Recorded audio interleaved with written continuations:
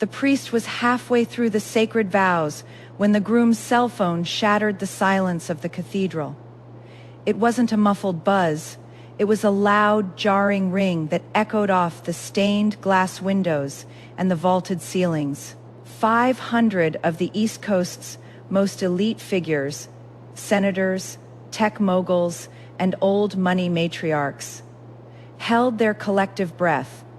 Serena Sterling stood frozen in her custom silk gown, her heart giving a violent, icy lurch. She watched the man she had loved for 5 years, the man she had built a life and a future with, reach into his tuxedo pocket. Carter Davenport looked at the screen, and all the color drained from his face. "It is Elaine," he whispered, his voice cracking with a panic that made Serena feel physically sick. "She's hyperventilating. It's a severe panic attack, Serena. Her heart rate is spiking. She is all alone." Elaine. It was always Elaine. The fragile, perpetually in crisis childhood friend who wielded her delicate health like a weapon every time Carter's attention drifted away from her. "Carter," Serena said, her voice dropping to a low, dangerously calm register that only he could hear. "We are at the altar. If you walk down that aisle right now, we are done. There is no coming back. I will not be the woman who waits." Let's pause to appreciate the spine on this woman. Most brides would be paralyzed, worrying about the cake cutting or the whispering ants in the third pew. Serena, she gave him an ultimatum with a word count. "I will not be the woman who waits." Write that down. It is the single most important sentence a woman can have in her vocabulary. It's the difference between a wife and a doormat. Carter thought he was the main character in a medical drama. Serena reminded him he was just an auditioning actor in her life, and he just failed the callback. For a split second, Carter hesitated, but his lifelong habit of playing Elaine's savior won out. He gave Serena an exasperated, condescending look, the kind a parent gives a dramatic teenager. "Don't be so heartless, Serena. This is a medical emergency. Just entertain the guests, have some champagne. I'll be back in an hour or two." He didn't even wait for her response. Carter turned his back on his bride, jogging down the long, carpeted aisle, pushing past the heavy cathedral doors and disappearing into the afternoon sun. A heavy, suffocating silence fell over the pews. Then, the whispers began. They slithered through the crowd like a hissing snake, abandoned, humiliated. Poor Serena, standing alone under the grand archway, Serena felt the sharp, ragged tear of a broken heart. She had loved him deeply. She had compromised, nurtured him, and genuinely believed in their vows. The pain in her chest was a living, breathing thing. But right alongside the grief rose something much stronger, much hotter: her pride. She was Serena Sterling. She did not beg, she did not wail, and she certainly did not stand around looking pathetic for an audience. Her grief could wait for the privacy of midnight. Right now, she had a situation to handle. Taking a deep, steadying breath, Serena turned to the bewildered priest and gently took the microphone from his trembling hand. "Ladies and gentlemen," Serena's voice rang out, crystal clear and devoid of a single tremor. "It seems there has been a slight change in the program, but the caviar is chilled and the champagne is already poured, so please keep your seats. We are still having a wedding today." The murmurs spiked into a shocked hum. Serena ignored them. She unclasped the small satin bridal pouch hanging from her wrist, pulled out her phone, and dialed a number she had only used for formal holiday greetings. She needed a groom, but more than that, she needed to make a statement that would permanently erase the humiliation Carter had just tried to drape over her shoulders.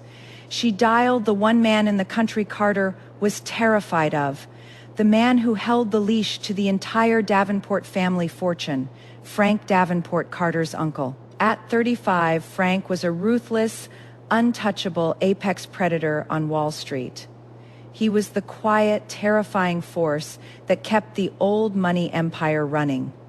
A man who viewed his nephew Carter as little more than a spoiled, incompetent heir. The line rang twice.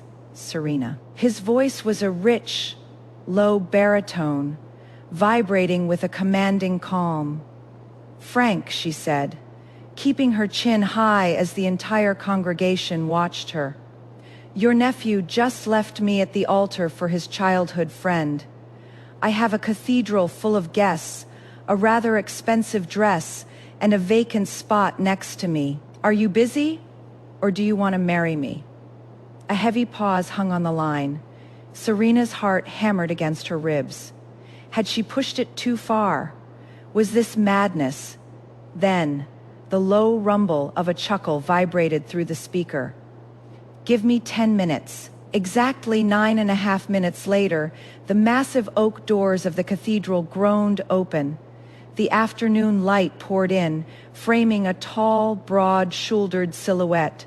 Frank Davenport stepped inside. He wasn't wearing a tuxedo, but his tailored charcoal bespoke suit screamed power, wealth, and absolute control. The congregation fell into a stunned, absolute silence. Not a single person dared to breathe as the patriarch of the Davenport family walked down the aisle with slow, deliberate strides. He didn't spare a single glance at the empty space Carter had left behind. His dark, intense eyes were locked entirely on Serena.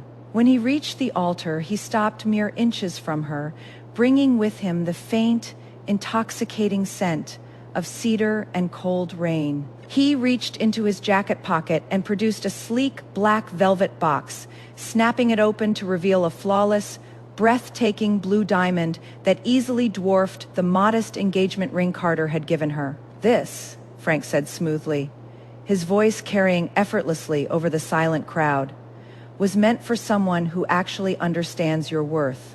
Shall we begin?"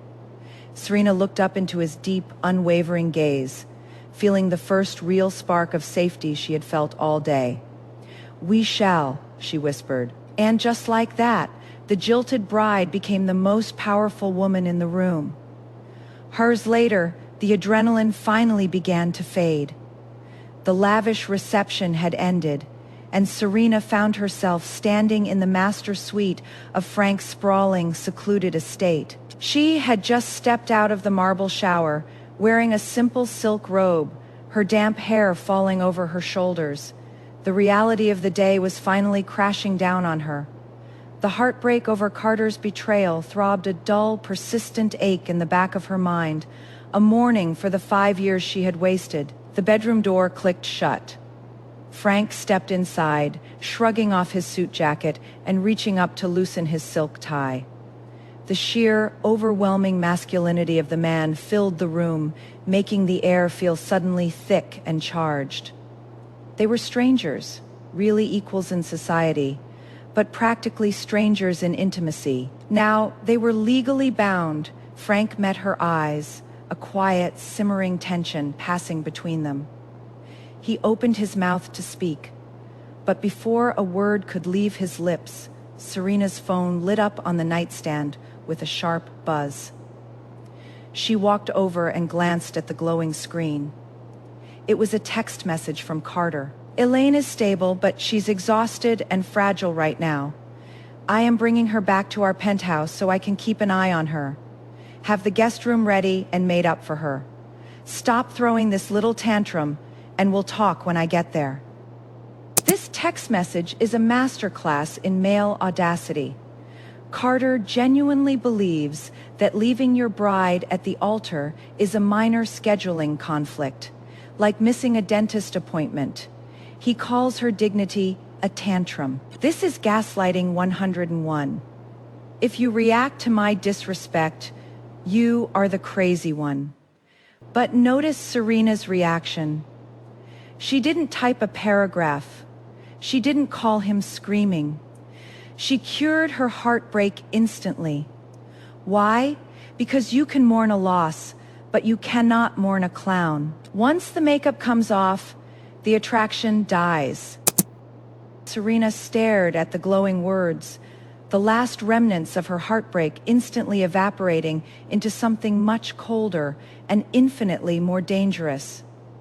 A slow, chilling smile touched the corners of her lips. The sheer, breathtaking delusion of Carter's text message did what months of couples therapy could never do. It completely cured Serena of her heartbreak. She stared at the glowing screen for a long moment, the ghost of a laugh escaping her lips. He truly believed she would have the guest sheets turned down and a warm cup of tea waiting for the woman who had just ruined her wedding.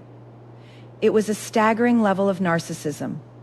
Serena didn't reply. She simply deleted the message, blocked his number, and turned her phone face down on the nightstand. When the sun rose over the city the next morning, Serena left Frank's sprawling estate early.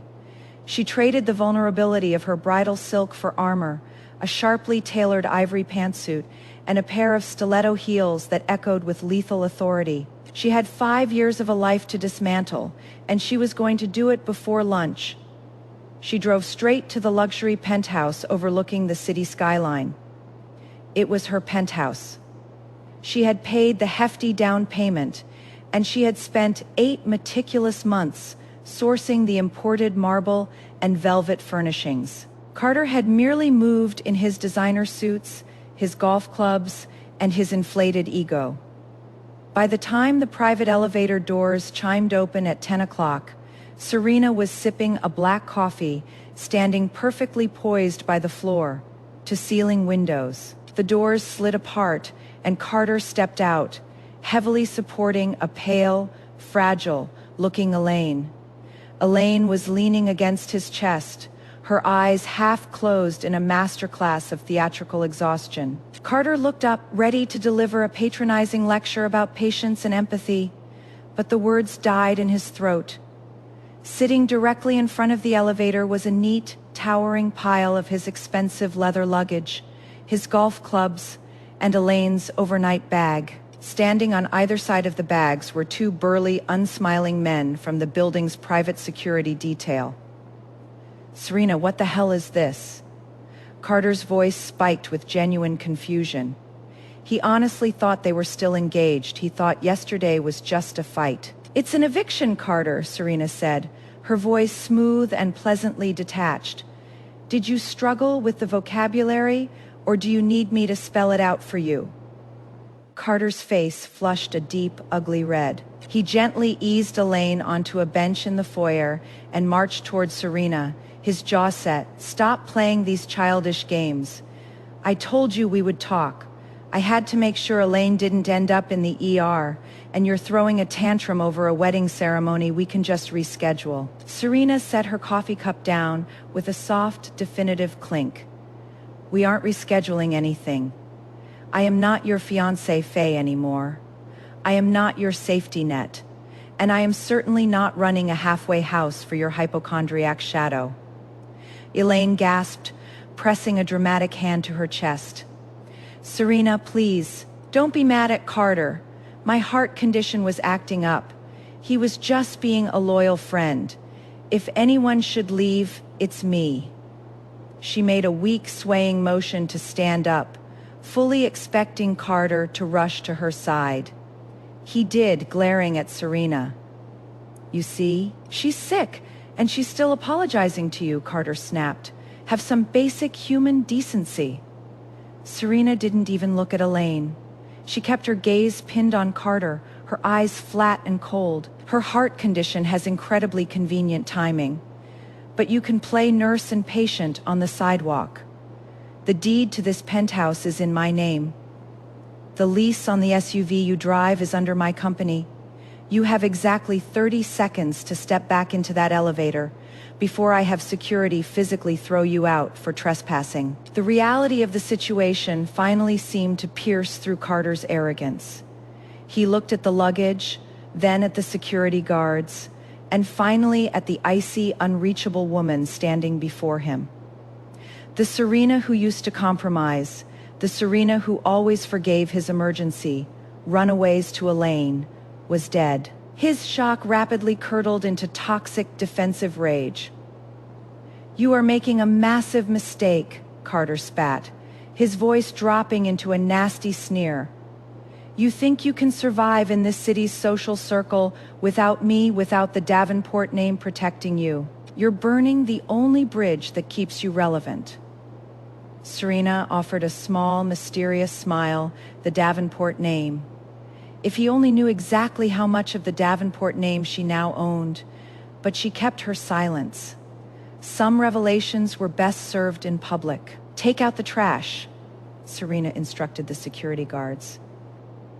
There is something deeply satisfying about watching a woman treat her ex, fiancé, not as a heartbreak, but as a logistical issue. She didn't slap him. She didn't throw a vase. She evicted him. "Take out the trash" isn't an insult here. It is an accurate description of inventory management. Carter thought his luggage was possessions. Serena correctly identified it as refuse. Ladies, when a man disrespects your home, do not argue with him in the foyer. Call security. You are the landlord of your life. Stop letting squatters sleep on the couch. As the guards moved forward, grabbing the luggage and forcing Carter and Elaine back into the elevator, Carter slammed his hand against the closing doors. "Let's see if you even make it past the door at my family's charity gala next week," he shouted, his face contorted with spite. "You are blacklisted, Serena. You are nothing." The heavy steel doors slid shut, cutting off his tantrum. Silence, beautiful and absolute, reclaimed the penthouse. Serena took a deep breath, feeling lighter than she had in years. The next morning, Serena sat at the sprawling mahogany dining table back at Frank's estate, enjoying a quiet breakfast. The morning sun spilled over the silver tray the butler had just placed beside her coffee cup. Resting on the velvet lining was a thick, platinum-edged envelope. Serena opened it, pulling out a heavy cardstock invitation to the highly exclusive Davenport Family Charity Gala. It wasn't just a standard entry ticket. It was a VIP host badge, and at the bottom, written in bold, slashing ink, was a personal signature, Frank Davenport. The grand ballroom of the Pierre Hotel hummed with the quiet, expensive energy of New York's absolute elite. The Davenport Family Charity Gala was the crown jewel of the social season, a night where political favors were traded over champagne and millions of dollars changed hands in whispered conversations. Serena arrived precisely at 9. She wore a custom, backless gown of midnight, blue velvet that moved like liquid shadow around her. The breathtaking blue diamond on her left hand caught the chandelier light, throwing fractured sparks across the room. As she descended the grand staircase, the ambient noise of the ballroom dipped. Eyes tracked her. Whispers flared behind crystal flutes. Everyone in the room knew she was the bride who had been abandoned at the altar less than a week ago. They were waiting for her to look broken, to look humiliated, to be the tragic gossip of the evening. Instead, Serena looked like royalty ascending to a throne. She hadn't taken 3 steps onto the ballroom floor before the crowd parted, revealing Carter and Elaine standing near the center ice sculpture. Carter froze mid-sip of his drink. He had been so certain she would be exiled, crying in her apartment. Seeing her here, looking more devastatingly beautiful than he had ever seen her, struck a nerve he didn't know he had. Beside him, Elaine's grip tightened on Carter's arm. She was wearing a pale pink, heavily beaded couture gown, a dress Serena instantly recognized. It was the custom reception dress Serena had ordered for her own wedding, the one she had left behind at the boutique. Elaine had clearly swooped in and claimed it, eager to wear the spoils of her victory. But couture requires perfect tailoring on Serena's tall, statuesque frame.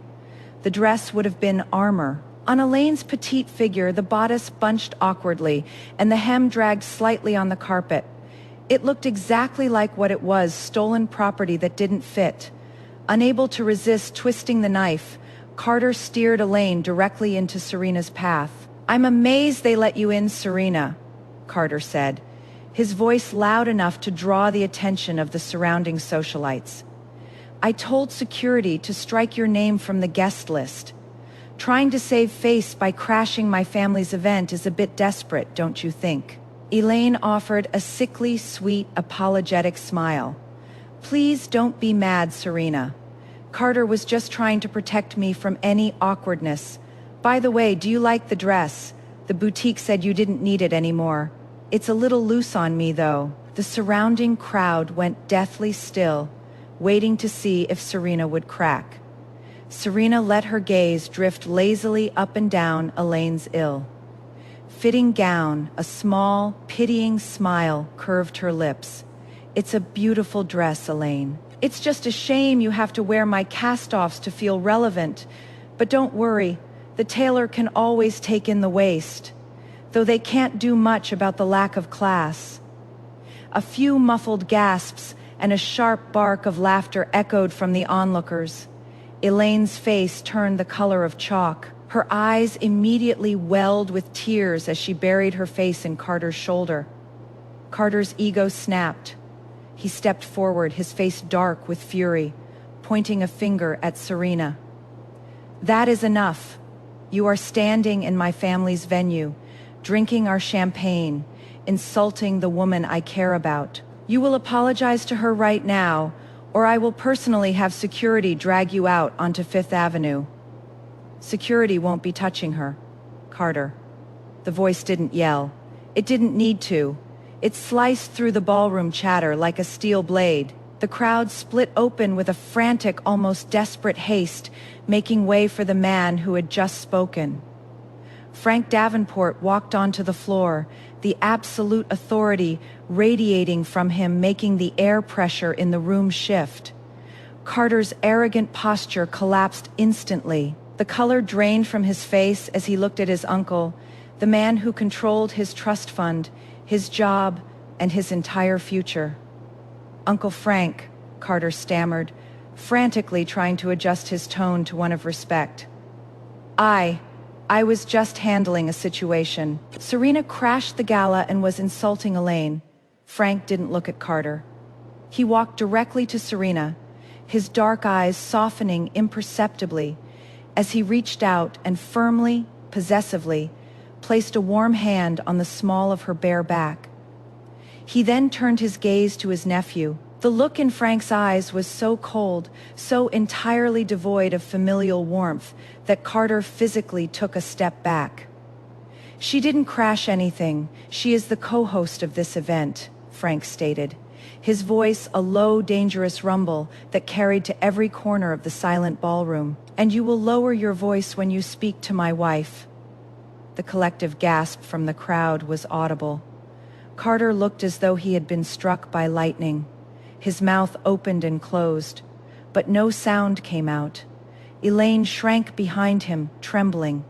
"Wife?" Carter finally choked out, his eyes darting frantically between the massive blue diamond on Serena's finger and the unyielding stone of his uncle's face. "Uncle Frank, that is impossible. She was my fiancée. She was your fiancée, Faye, until you proved yourself unworthy of the title," Frank replied, his tone devoid of pity. "Now, she is the lady of the Davenport household." Frank took a slow step forward, forcing Carter to look up into his eyes. The age difference between them was only 5 years, but the difference in power was an ocean. "Fix your posture, Carter," Frank commanded softly, "and show some respect. Say good evening to your Aunt Serena." Total, crushing humiliation. Carter's face burned a dark crimson. He looked at the hundreds of powerful people watching him. He had no choice. He was a dependent playing with house money. Frank owned the house. Swallowing his pride so hard he looked physically sick, Carter bowed his head. "Good evening, Aunt Serena."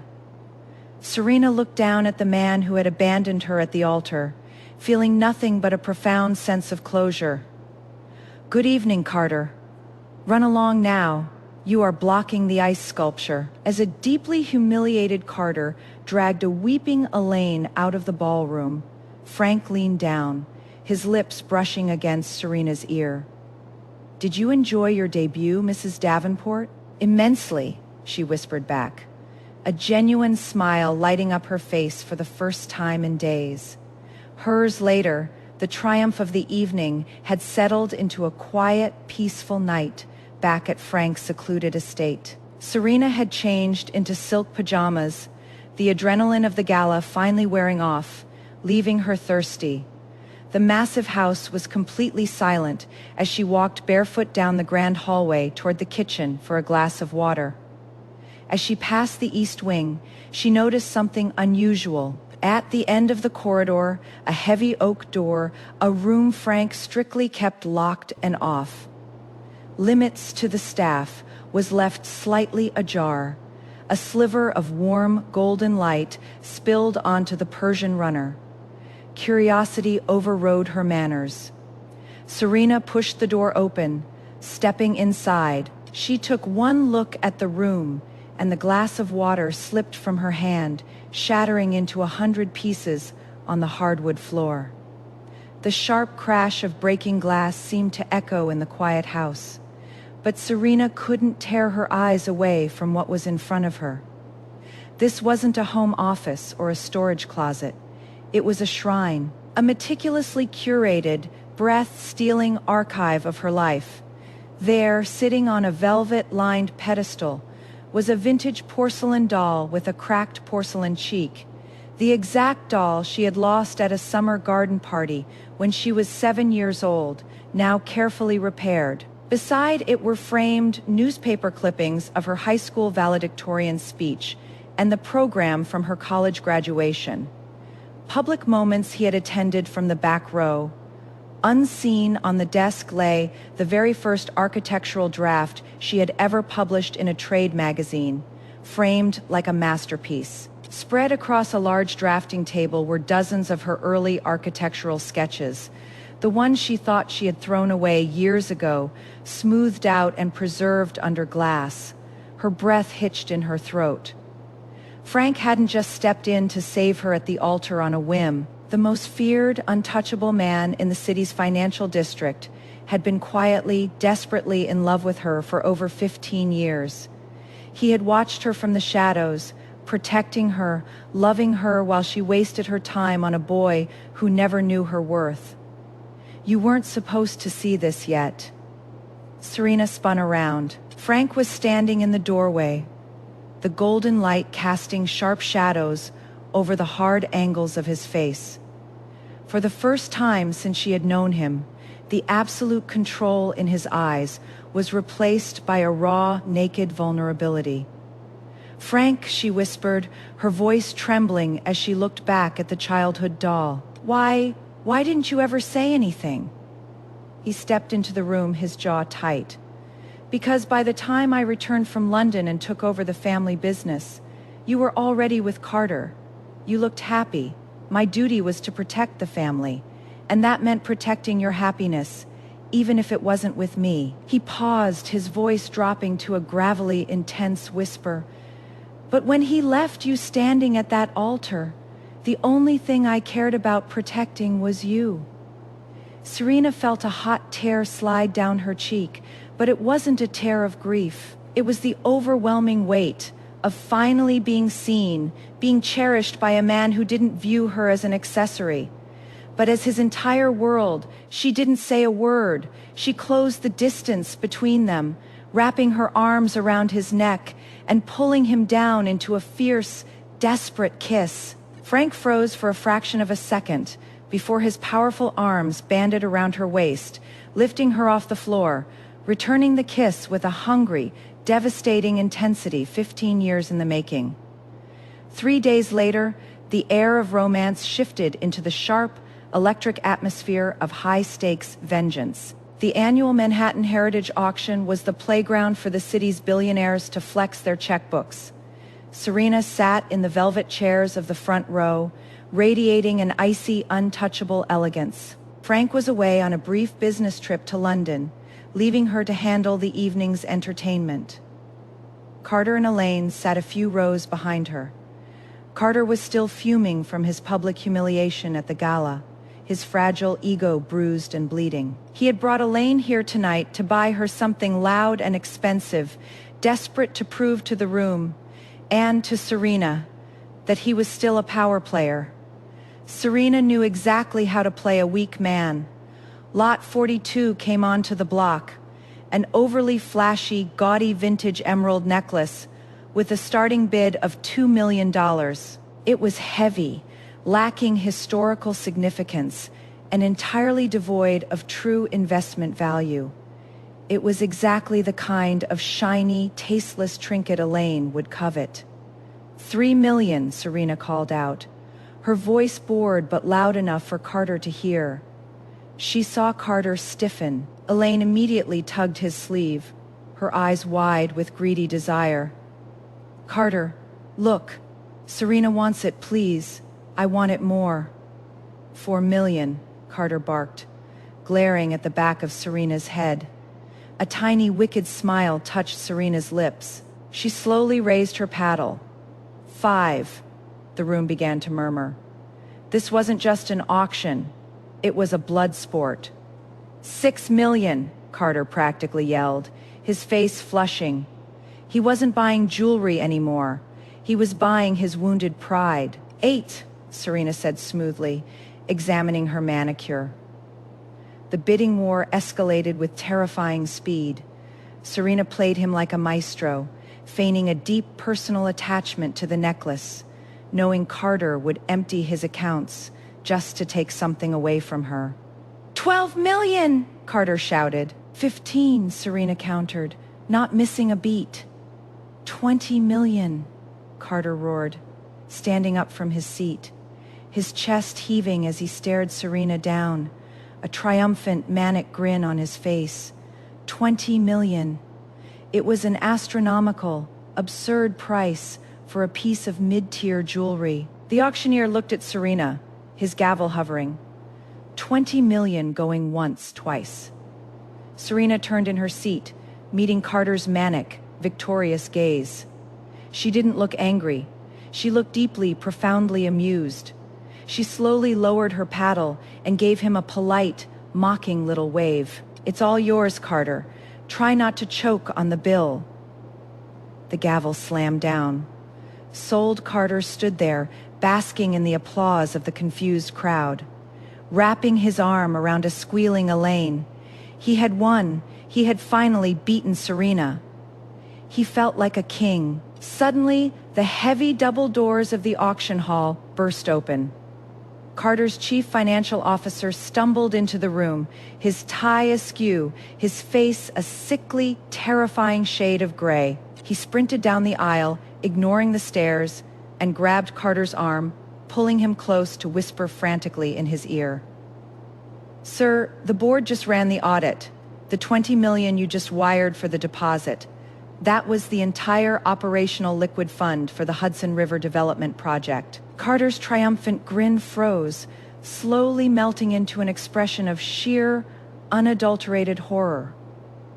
What? Carter choked out, his voice a panicked squeak. No, that account had backup reserves. Frank froze the backup reserves this morning, sir, the CFO whispered, terrified. Your project is bankrupt. The board is convening an emergency session right now. They're voting to strip you of your executive title. Carter's hand went numb. The crystal champagne flute slipped from his fingers, shattering on the marble floor. He looked up, his world collapsing around him in real time. And there, standing on the VIP balcony above the auction floor, having just arrived from the airport, was Frank Davenport. The older man stood with his hands in his pockets, looking down at his ruined nephew with the cold, detached interest of a god watching an insect drown. Frank slowly raised a glass of bourbon in a silent, mocking toast. The collapse of Carter Davenport was spectacular, swift, and completely merciless. Within 48 hours of the auction, The emergency board meeting was concluded.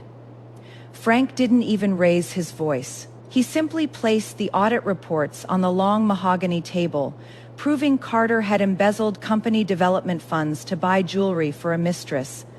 Carter was stripped of his executive title, his company credit cards were deactivated, and he was formally ousted from the Davenport corporate empire. The Golden Boy had become a pariah overnight. 2 weeks later, the consequences finally bled into his personal life. Carter, looking gaunt and wearing a suit that was starting to look slightly rumpled, had come to a high-end designer boutique on Fifth Avenue to try and return a handbag Elaine had charged to one of his maxed-out personal cards. As he walked past the VIP lounge of the boutique, he froze. Sitting on a velvet sofa, sipping champagne, was Elaine. She wasn't having a panic attack, and she certainly didn't look fragile. She was laughing, pressing her chest against the arm of a bald, severely overweight real estate tycoon who was at least 30 years her senior. The old man was currently sliding a massive diamond tennis bracelet around her wrist. Elaine, Carter's voice cracked, echoing through the quiet, luxurious store. Elaine jumped, spilling her champagne. She looked at Carter, her eyes darting to his rumpled suit and the handbag he was carrying to return. The sweet, dependent facade she usually wore melted away, replaced by a cold, hard pragmatism. "Carter," she said, standing up and smoothing her skirt, not looking the least bit apologetic. "What are you doing here?" "What am I doing here?" Carter stepped forward, his hands shaking. "I threw away my wedding for you. I lost my job, my trust fund, my entire life because I thought you needed me, and you're here with him."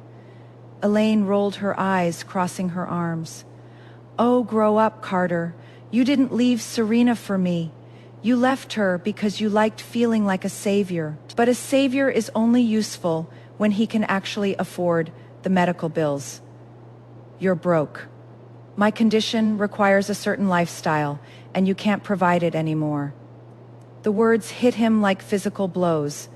The scales finally brutally fell from his eyes. He hadn't been a romantic hero. He had been a useful idiot, a walking wallet. And the moment the money stopped, so did the love. He stared at the woman he had destroyed his life for, feeling a sickening wave of bile rise in his throat. Without a word, Carter turned and walked out of the store, the sound of Elaine's tinkling laughter following him out the door. He had lost everything, and in the deafening silence of his ruin, he realized the only real, solid, genuinely good thing he had ever had was the woman he had left standing at the altar. At 7 p.m., Serena walked into the dimly lit, private underground parking garage of her architectural firm. She was exhausted but content, currently reviewing a blueprint on her tablet. "Serena." She stopped, her hand hovering over the handle of her sleek black sedan. Carter stepped out from behind a concrete pillar. He looked terrible. His eyes were bloodshot, his face pale and shadowed with a patchy beard. He looked like a man who hadn't slept in days. "Carter, if you are looking for a handout, my security team is on speed dial," Serena said, her voice devoid of any emotion. Not anger, not pity, just absolute indifference. He stumbled forward, his knees hitting the cold concrete as he literally collapsed at her feet. "Serena, please, please look at me." Tears streamed down his face, gross and ugly. "I was so stupid. Elaine was using me. She left me. I see it now. I see everything. You were the only one who actually loved me. Please, Serena. I know I messed up, but we can start over. I'll do anything. I'll crawl back to Frank and beg for a junior position. Just take me back." Serena looked down at the man kneeling on the dirty floor. 5 years of her life, she had loved him. Now, she felt absolutely nothing. The opposite of love wasn't hate. It was this cold, bottomless apathy. "Get up, Carter. You are ruining your suit," she said quietly. You didn't come here because you miss me. You came here because you are scared of being poor, and you are scared of being a nobody. You don't want me back. You want your safety net back. She unlocked her car, the headlights flashing in the dim garage. I am Frank's wife now. Do not ever come near me again.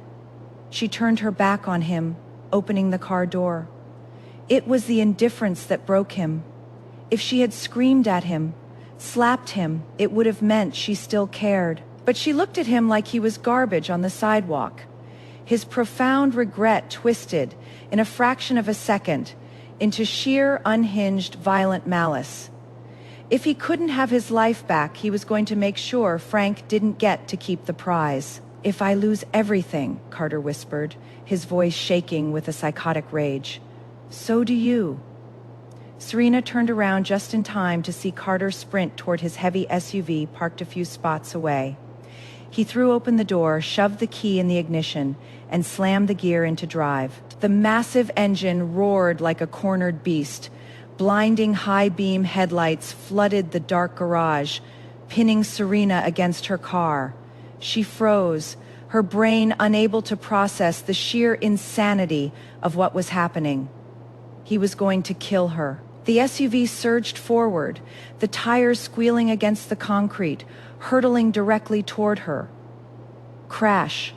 It didn't come from the SUV. It came from the side. A sleek, heavily armored Maybach smashed through the security gate of the garage. But it wasn't fast enough to intercept the SUV. Serena closed her eyes, bracing for the impact. Serena. A roar that sounded more animal than human tore through the garage. A tall, broad-shouldered figure leaped from the moving Maybach, sprinting with terrifying speed. Before the SUV could strike, heavy arms wrapped around Serena's waist, violently tackling her to the hard concrete. They rolled out of the direct path of the vehicle just as the SUV smashed into Serena's sedan, with a deafening metallic crunch of twisting steel and shattering glass.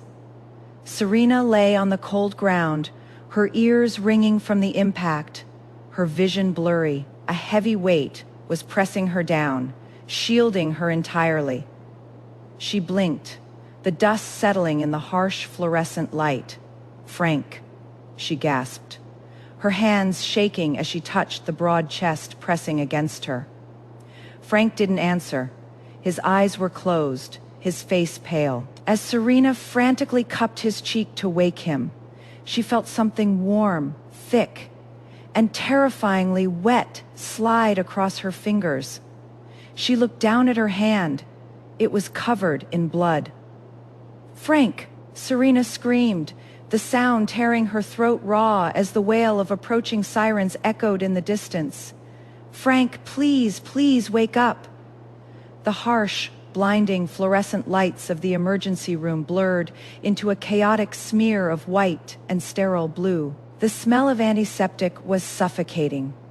Serena sat in a plastic chair in the waiting area, her ruined silk blouse still stained with Frank's blood. Her hands trembled violently as she stared at the double doors of the trauma bay. For 5 years, she had thought she knew what it meant to love someone. She thought the sting of Carter, leaving her at the altar, was the worst pain a heart could endure. She was wrong. That had been an insult to her pride. This agonizing breath, stealing terror over the man bleeding in the next room, was the true, raw cost of love. Frank had thrown himself into the path of thousands of pounds of crushing steel without a second of hesitation. He had used his own body as her shield. A detective in a wrinkled suit approached her, holding a notepad. His voice was gentle, a stark contrast to the violence of the night. "Mrs. Davenport, the surgeon just sent word. Your husband's vitals are stabilizing. He has a severe concussion, fractured ribs, and some deep lacerations, but he is going to pull through." Serena let out a jagged, weeping exhale, dropping her face into her hands. The relief was a physical wave crashing over her and washing away the terror. "And the driver?" she asked, her voice turning to cold iron as she looked up. "Carter Davenport was pulled from the wreckage of his SUV," the detective replied flatly. "He survived the crash with 2 broken legs and a shattered jaw. He's currently under police guard in the ICU. Given the security footage, the district attorney is bypassing reckless driving entirely. He's being charged with attempted vehicular homicide in the 1st degree. He's looking at 25 years to life in a federal penitentiary. No bail." Serena nodded slowly. There was no pity left in her. Carter had finally built his own cage, and she hoped he enjoyed the view from the inside. Justice didn't just come for Carter. By the time the sun rose the next morning, the social grapevine had already done its. Elaine's wealthy, elderly real estate tycoon had seen his face briefly linked to the scandal of a highly publicized attempted murder.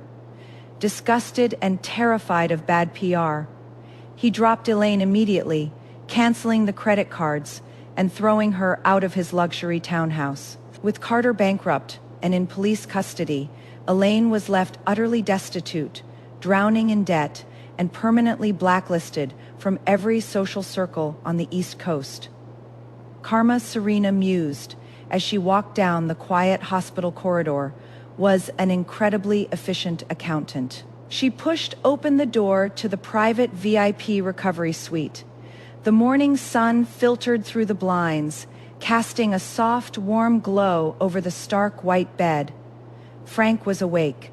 He looked pale, his chest heavily bandaged, and a sterile dressing covered a jagged cut on his forehead. But the moment the door clicked shut, his dark, intense eyes locked onto her. The absolute authority was stripped away, leaving only a frantic, searching desperation. "Serena," he rasped, his voice rough and dry. He tried to push himself up, wincing in pain. "Are you hurt?" "Did he?" "I am fine," she choked out, rushing to the bedside and gently pressing her hands against his shoulders to keep him down. "Frank, stop, please. I am completely fine, not a single scratch because of you." Frank let his head fall back against the pillows, a profound relief washing over his sharp features. He reached out, his large, bruised hand wrapping weakly but possessively around her fingers. Serena sat on the edge of the bed, a stray tear sliding down her cheek. She gently brushed a lock of dark hair away from his bandaged forehead. "You stepped in front of a moving car for me. You could have died. A world where you don't exist isn't one I have any interest in living in," he said simply, as if stating an undeniable fact of physics. Serena's breath hitched. She looked down at their intertwined hands, the weight of the secret room still heavy on her mind. Frank, the room at the estate, the vintage porcelain doll. "You said you've loved me for 15 years, but 15 years ago, I was just a little girl." Frank offered a faint, tender smile. His thumb traced the back of her knuckles. "I was 22, Frank began softly, his gaze drifting to the sunlit window. "I had just been pulled out of university because my mother passed away very suddenly. The family threw a massive memorial reception. Hundreds of people, all offering empty condolences, waiting to see if I was strong enough to take over the empire. I was suffocating. I hid out in the rose gardens, sitting on a stone bench, feeling completely, utterly hollow." Serena listened, her heart aching at the image of the terrifying corporate titan as a grieving, broken young man. Then, a 7-year-old girl in a white dress wandered into the garden. Frank continued, his eyes finding hers again. "You saw me crying. You didn't know who I was. You just walked up, put your favorite porcelain doll on my lap, and told me that whenever you were sad, she kept you safe. You told me I could borrow her. A memory, hazy and distant. Finally clicked into place in Serena's mind, the garden. The tall, sad boy, her favorite doll slipping from his lap and cracking its cheek on the paving stones. "It broke," Serena whispered. "I cried and you promised you would fix it." "I did," Frank said softly.